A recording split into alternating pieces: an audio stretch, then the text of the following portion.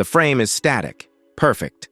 The most distinguished members of the lineage arranged in flawless order, but notice that single accent of color. That attire wasn't just a choice, it was a statement intended to seize the spotlight. However, if you look past the silk and focus on the symbol of power at the very top, you'll see the cracks. A subtle tremor is about to shake the stone walls of Buckingham. What has been referred to as the Crown Incident is not merely a dispute over jewelry. According to systems analysts, it represents a collision between inherited tradition and the desire to assert present-day authority. Notably, the response from the first in line to the throne, William, is precisely the factor that has caused the palace's once solid structure to begin showing fractures invisible to the naked eye. By late October, the atmosphere within the palace no longer retained its customary stillness. It transformed into a massive machine operating at maximum capacity, preparing for two highly symbolic events: the Booker Prize ceremony and the monarch's birthday milestone. Within this context, observers noted a direct and decisive intervention from the Queen. She did not limit herself to a coordinating role. Rather, she appeared intent on re-establishing the aesthetic order of the entire space, from rare flowers sourced across borders to exquisitely crafted Italian fabrics. In a world governed by symbols, such perfectionism is often understood as an attempt to lock in control. Just when everything seemed to be placed exactly where it belonged, an unexpected gap emerged within the symbolic archive, the crown. Why could a single piece of jewelry cause such profound disruption? In royal systems analysis, each crown functions as a source code of history and hierarchy. The choice of which object appears before the public is a silent declaration of the wearer's position within the flow of time. The deadlock arose when the existing options failed to meet the visual demands of two critical events.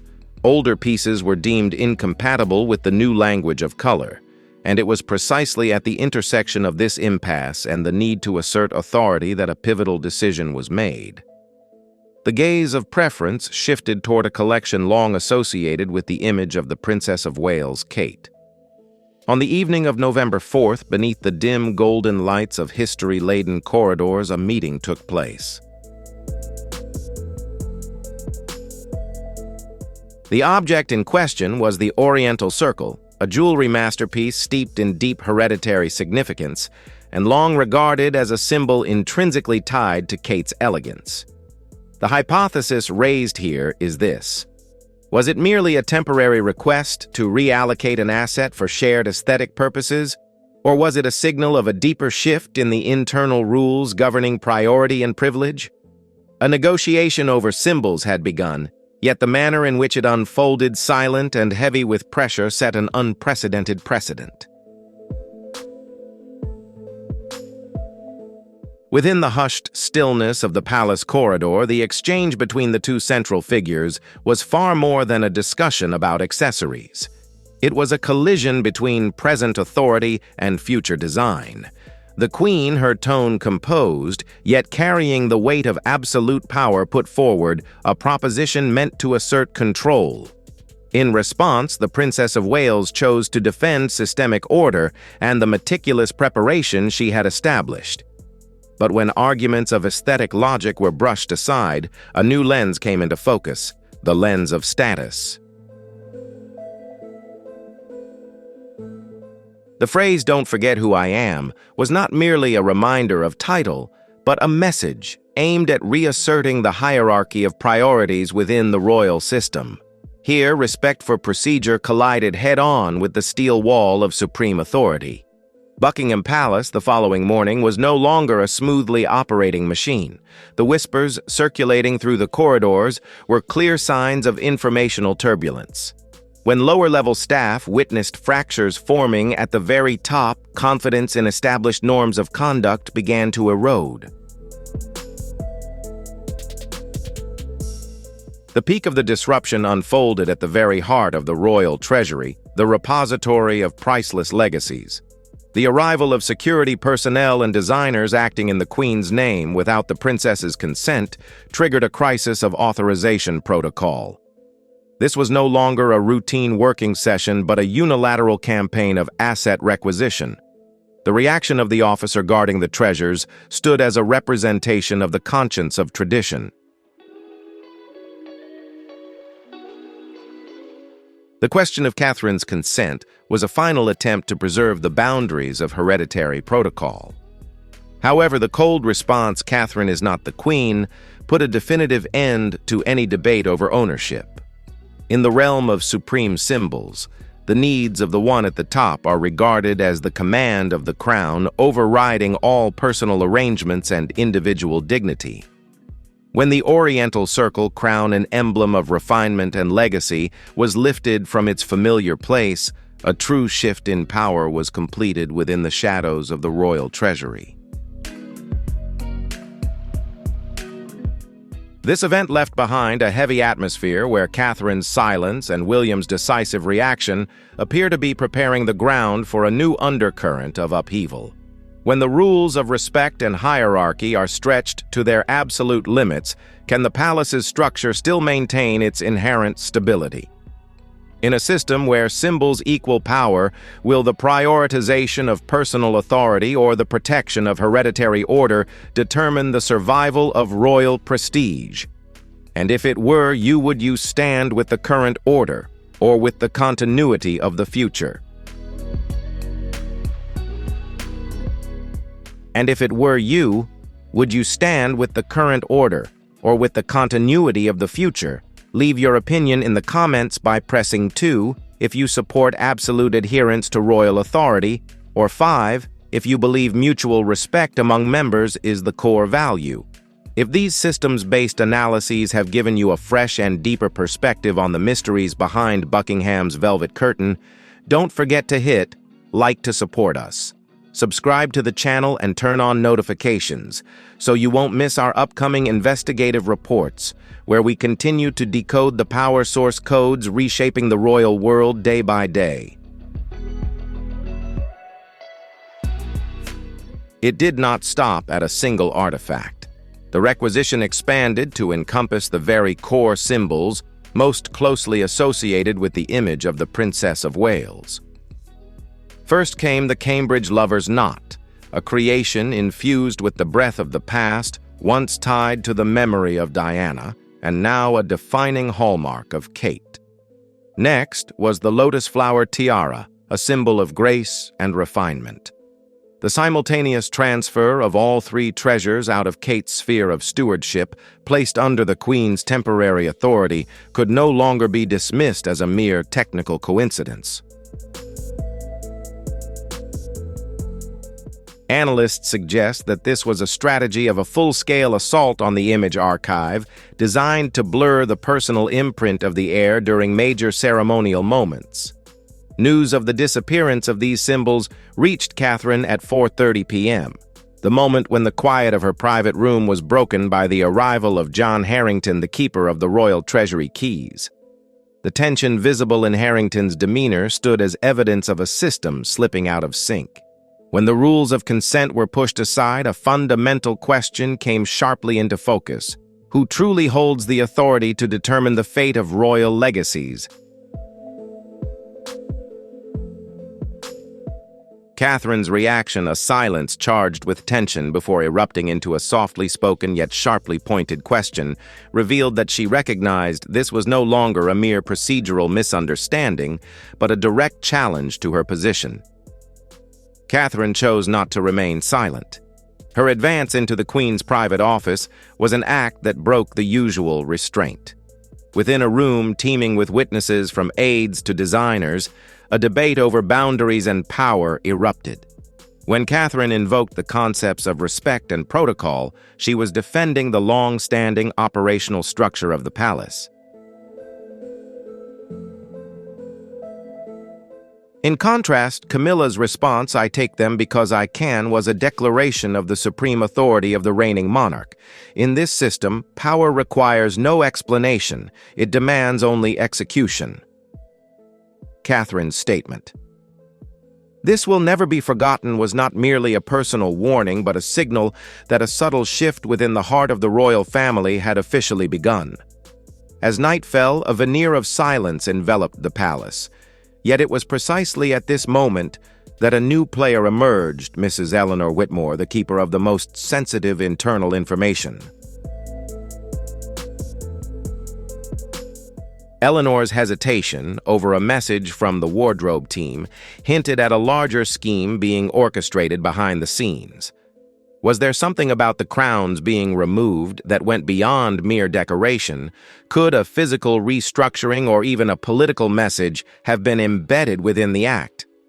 The story of the crown is evolving from an internal dispute into a full-blown crisis of succession and trust.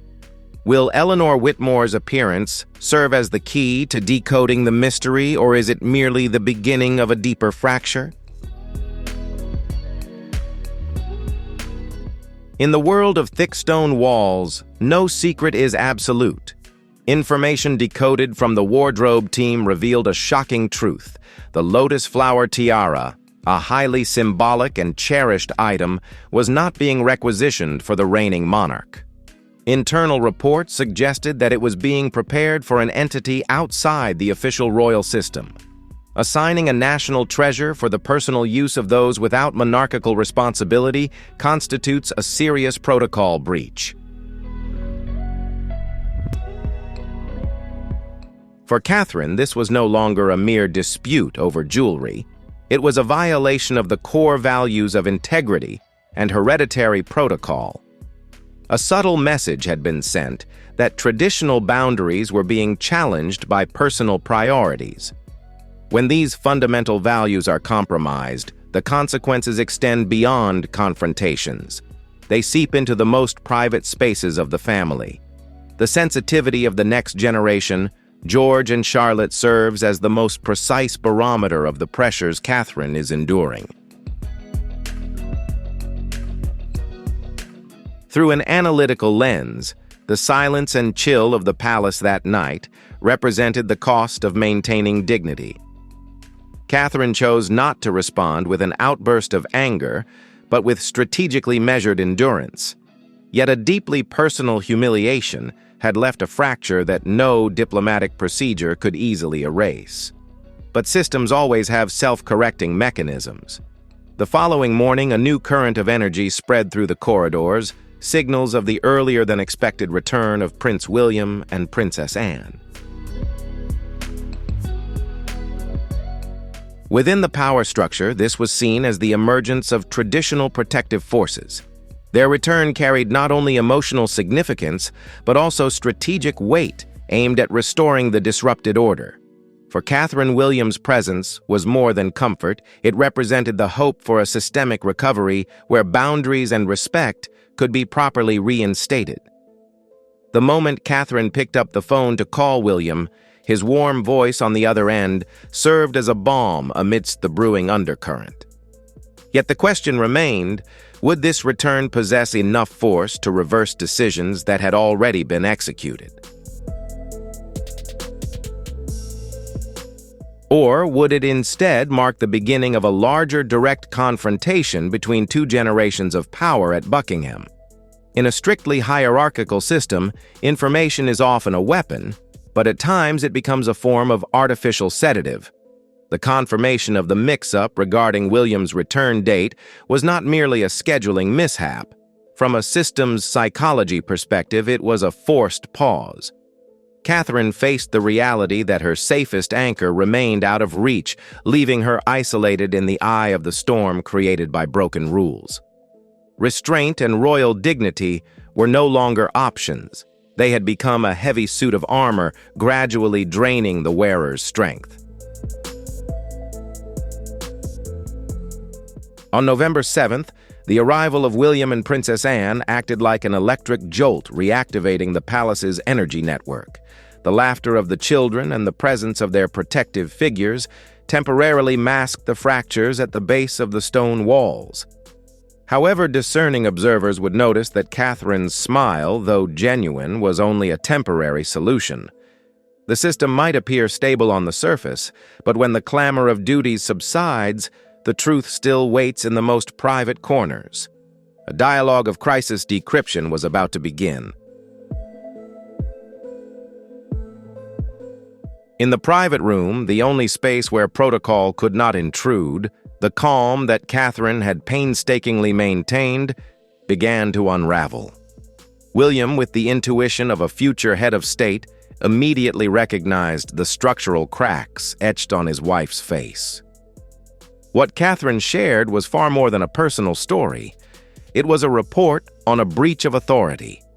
Recounting Camilla's demands, the way words were wielded to diminish her position, and ultimately the requisition of the 3 crowns without approval, all painted a portrait of a silent yet decisive symbolic coup.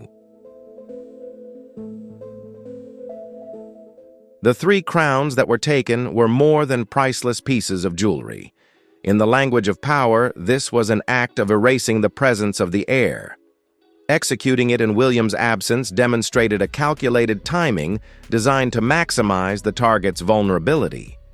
Catherine was not merely recounting the loss of objects. She was narrating the erosion of trust and the respect for boundaries, 2 pillars that uphold the royal structure against the pressures of personal ambition. The dialogue in the darkness of the private room closed the first half of the crisis, but it opened a new chapter: William's resistance. With the protective system now activated, Buckingham Palace was set to witness a confrontation between 2 generations of power, more pronounced than ever. What do you think the simultaneous removal of the 3 crowns signifies? Comment if you believe it was an act asserting the Queen's ultimate ownership over all royal legacies. Want to explore William's dramatic reaction when facing Camilla the following morning? Hit follow, and we'll return with the most exclusive analyses. In the deepest analyses of power psychology, the Queen's actions went beyond merely borrowing an item. From Catherine's perspective, it was an attempt to neutralize presence. In front of the staff, the operators of the palace machinery, diminishing the position of an heir, sent a clear message about a shift in the hierarchy of priorities. The final blow was not in the possession itself, but in its purpose. Assigning a royal treasure for the personal use of someone outside the official system constituted a principled misalignment. At this moment, Catherine's tears were not merely personal grief, but the shattering of trust in a system of fair and transparent governance. To understand why this event caused such a shock, we need to examine the deeper significance of the 3 artifacts that were relocated: the Oriental Circle. The Pillar of Serenity. This is not a symbol of ostentation, but a reminder of a leadership style that requires no fanfare yet carries immense weight. It represents the inner balance that Catherine has painstakingly cultivated.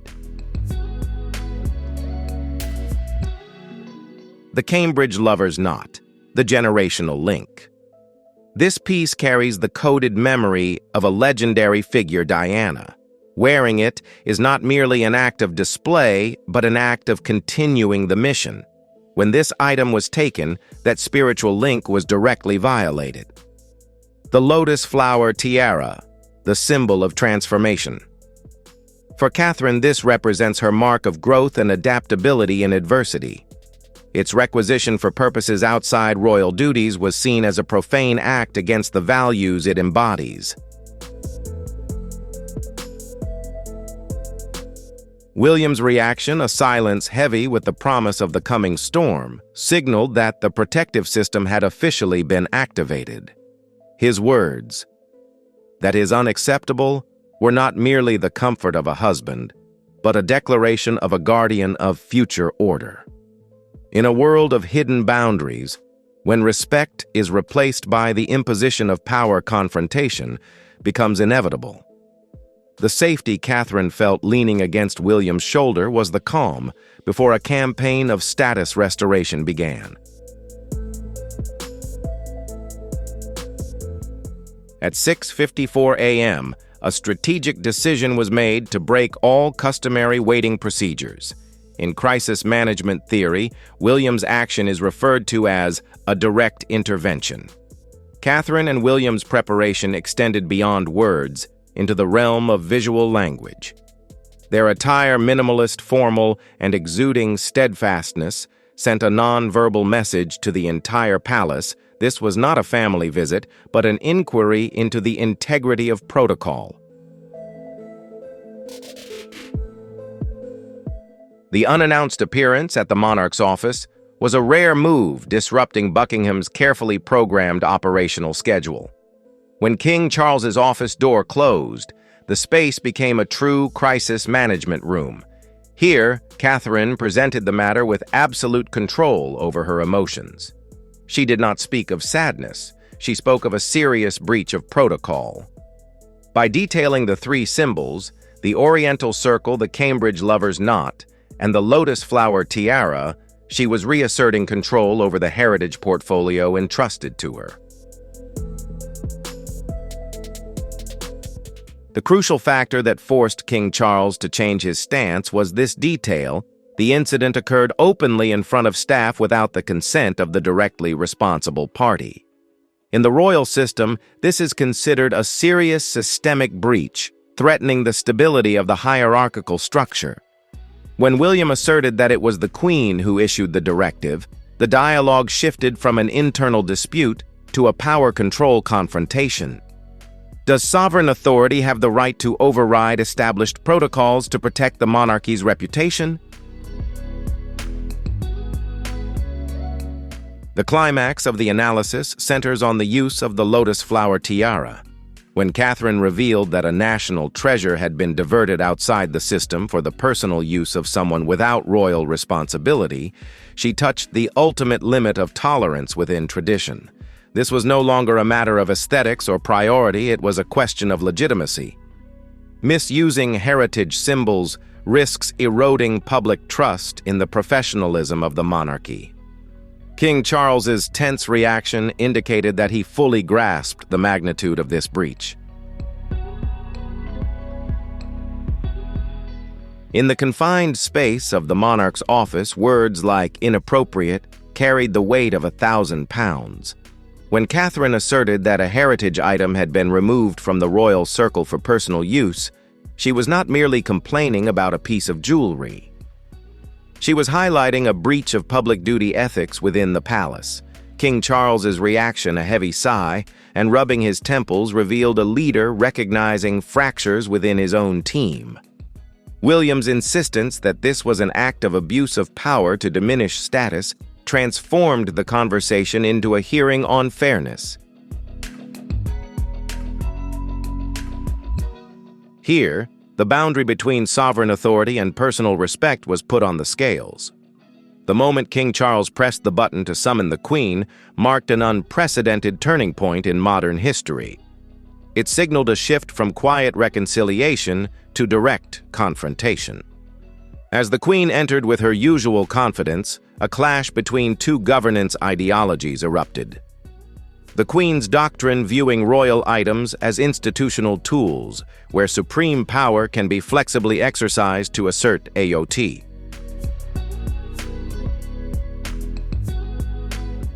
The heir's doctrine viewing royal items as heritage and boundaries, where respect for protocol forms the foundation that prevents the system from being eroded by personal whims.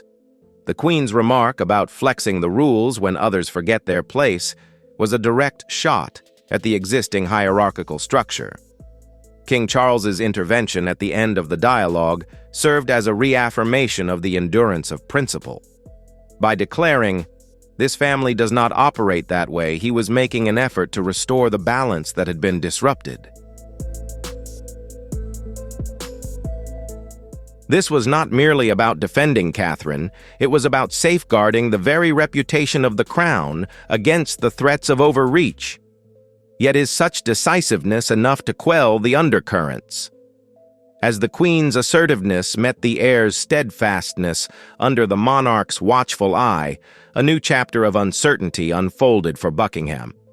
In these tense moments within the king's office, we witnessed a rare instance of sovereign order executing a decisive self-correction. King Charles's assertion was not just a personal ruling, it activated a reputation preservation mechanism. The order to return the 3 tiaras immediately, and more importantly, the revocation of the Queen's right to use these symbols at the upcoming major events, constituted a form of symbolic demotion. In the royal world, where presence is inseparable from objects of power appearing without them, sends a silent message of a systemic reprimand. Within just a few hours, the artifacts were returned to their original positions in the treasury. This was a covert yet thorough incident containment campaign. During the Booker Prize ceremony and the birthday events, the public saw only an image of the Queen in elegant minimalist jewelry. From a media perspective, this was hailed as modernization. From a systems analysis perspective, it was the result of an internal disciplinary ruling. The absence of the tiara on the Queen's head represented a calculated power gap, a loaded silence behind Buckingham's stone walls. The true climax of this investigation unfolded weeks later at a state banquet. When Catherine entered wearing the Eastern Circle, tiara order had been fully restored.